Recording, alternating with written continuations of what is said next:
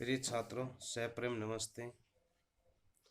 आपने पिछले अध्याय में कबीर के जीवन के परिचय के बारे में पढ़ा था। आज हम ललत के जीवन के परिचय के बारे में पढ़ेंगे। कवित्री ललत। यहाँ पर कवित्री कवि ने होकर कवित्री ललत। तो ललत का जीवन परिचय देते हुए साहित्यिक विशेषताओं का उल्लेख कीजिए। अब हमारा जीवन परिचय चलता है ललत के बारे में। ललत का जीवन परिचय। ललत भारतीय साहित्य की प्रथम कवित्री है। भारतीय साहित्य की प्रथम कवित्री है। इन्होंने कश्मीरी भाषा में रचना की है। कौन सी भाषा में? कश्मीरी भाषा में रचना की है। अन्य संत कवियों के समान, अन्य संत जैसे कबीर हैं, तो उनके तरह अन्य संत कवियों के समान उनके जीवन की कोई प्रामाणिक जानकारी नहीं मिलती। जैसे दूसरे कवि संतों के बारे में, मतलब दूसरे संत कवियों के बारे में प्रामाणिक रचना मिलती है, उस प्रकार ललत के बारे में कोई प्रामाणिक जानकारी नहीं मिलती। इनका जन्म कश्मीर स्थित पामपोर, कश्मीर स्थित है पामपोर के सिमपुरा गांव में लगभग 1320 में हुआ।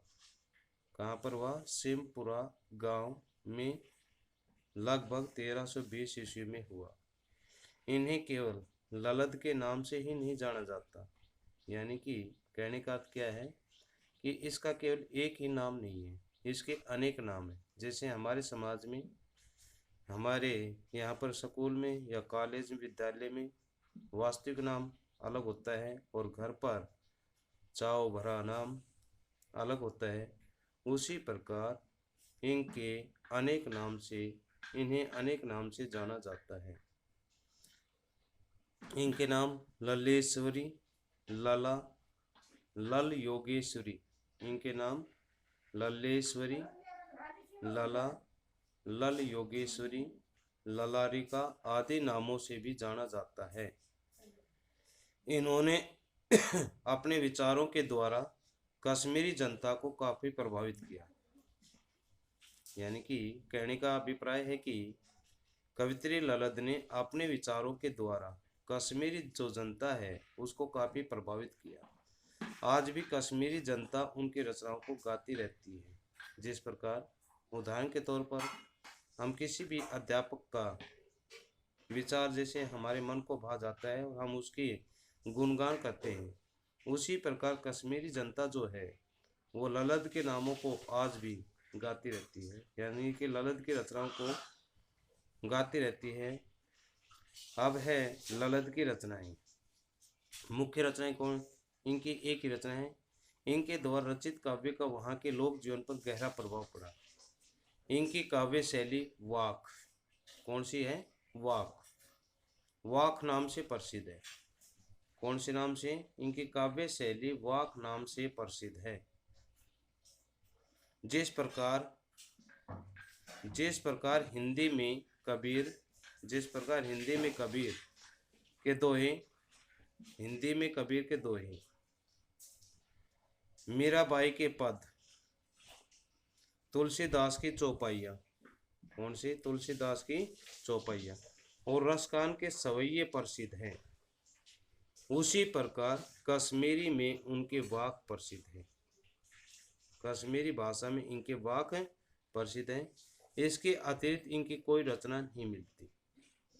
साहित्यिक विशेषताएं।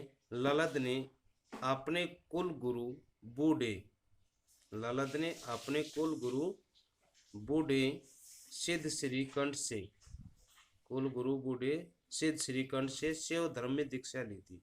कौन से धर्म में? शैव धर्म में दीक्षा ली थी। अतः इनका चिंतन शैव धर्म पर आधारित है। किस पर आधारित है? शैव धर्म पर आधारित। अपने वाक साहित्य में वे मानव जीवन को अस्थिर मानती है। यानी कि मानव जीवन स्थायी नहीं है। वाक साहित्य के माध्यम से वो अपना बताती है कि मानव का जो जीवन है वह अस्थिर है। पर ब्रह्मा को पाना ही साधक का लक्ष्य है, यानी कि परमात्मा। पर ब्रह्मा का अर्थ है परमात्मा को पाना ही साधक का मुख्य लक्ष्य है। साधक का मतलब यहाँ है भक्त का। जो भी भक्ति में लीन रहता है तो परमात्मा की जब भक्ति में लीन हो जाता है तो परमात्मा को पा लेता है, तो उसकी मंजिल या उसका लक्ष्य पूरा हो जाता है। तो उसी प्रकार ललित कहती है कि पर ब्रह्मा को पाना ही साधक का लक्ष्य है, लेकिन इनका काव्य जीवन और संसार को सत्य नहीं मानता। इनका जो काव्य है वह कहता है कि जीवन अक्सन भंगुर है, ये संसार क्या है, संसार आने जाने का एक चोला है। तो ये कहता है जीवन और संसार को सत्य नहीं मानता। लेकिन कबीर के समान ये भी एक क्रांतिकारी कवित्री थी। जिस प्रकार कबीर क्रांतिकारी भावों से ओतप्रोत थे, उसी प्रकार ललित भी क्रांतिकारी कवित्री थी। इन्होंने बाह्य आडंबरों का खंडन किया। बाह्य आडंबर का मतलब है जैसे रीति रिवाज होते हैं, बाह्य आडंबर, ईश्वर में एक विश्वास, तो इस प्रकार इन्होंने बाह्य आडंबरों का खंडन किया और तत्कालीन समाज में प्रचलित भेदभाव संकीर्णता को मिटाने का प्रयास किया।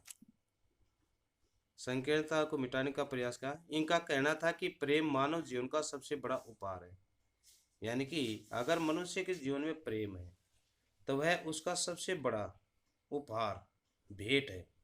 अगर मनुष्य के जीवन में प्रेम नहीं है तो उस मनुष्य का जीवन नश्वर है, यानी कि वो अपना जीवन अपनी इच्छा से नहीं जी सकता, वह दबाव के कारण जीता है और दबाव के कारण जल्दी ही मनुष्य चिंतित होकर अपने जीवन लीला को समाप्त कर लेता है। तो इसलिए कहता है कि प्रेम जो होता है उसके द्वारा मानव जीवन का सबसे बड़ा उपहार है। प्रेम के द्वारा हम किसी भी मंजिल को पा सकते हैं, किसी भी लक्ष्य पर पहुंच सकते हैं।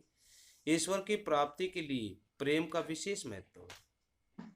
अगर हमारे हृदय में ईश्वर के प्रति प्रेम है तो हम किसी भी मंजिल को प्राप्त कर सकते हैं। लेकिन इनकी कविता पुस्तकों में वर्णित शैव धर्म पर आधारित नहीं है, बल्कि यह लोक जीवन पर आधारित है। अपने वाक साहित्य के माध्यम से ललित ने मानवीय एकता का प्रतिपादन किया। अब आती है हमारी भाषा शैली, ललित के काव्य की भाषा शैली। कवित्री ने अपने वाक साहित्य में जनसाधारण की सरल भाषा का वर्णन किया है। उन्होंने तत्कालीन पंडिताओं संस्कृत भाषा तथा दरबारी भाषा फारसी से अपनी कविता को सुरक्षित रखा है, परंतु उन्होंने सामान्य जन भाषा का प्रयोग करते हुए अपने भावों की अभिव्यक्ति प्रदान की है। यही कारण है कि अनेक शताब्दियों के बाद भी इनका काव्य आज भी जीवित है। अनेक शताब्दी बीत जाने के बाद भी इनके काव्य को आज भी याद किया जाता है, अर्थात इनके काव्य को आज भी पढ़ा जाता है। भाव और भाषा दोनों दृष्टियों से इनकी कविता सरल कही जा सकती है। क्या कही जा सकती है? सरल। आधुनिक कश्मीरी साहित्य, कौन सा कश्मीरी साहित्य? आधुनिक कश्मीरी साहित्य में ललित के वाक का विशेष महत्व है। तो ये हमारा अध्याय यहीं पर समाप्त होता है, यानी कि ललित का जो जीवन परिचय होता है वह यहीं पर समाप्त होता है। धन्यवाद। जय हिंद, जय भारत।